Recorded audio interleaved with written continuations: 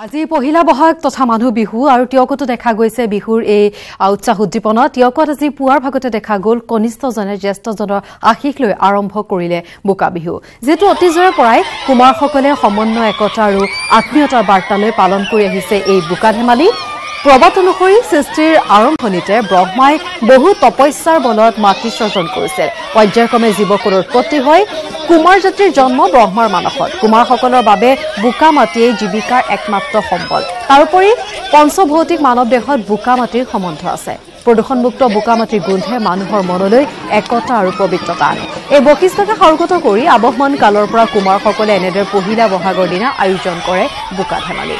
গৰাখহনীয়া সৰ্বশান্ত হোৱাৰ পিছতো নিজৰ কৃষ্টি সংস্কৃতি আৰু পৰম্পৰাক ধৰি ৰাখিছে টিয়কৰ ডগাচুক এৰিয়া গাঁৱৰ বাসিন্দাসকলে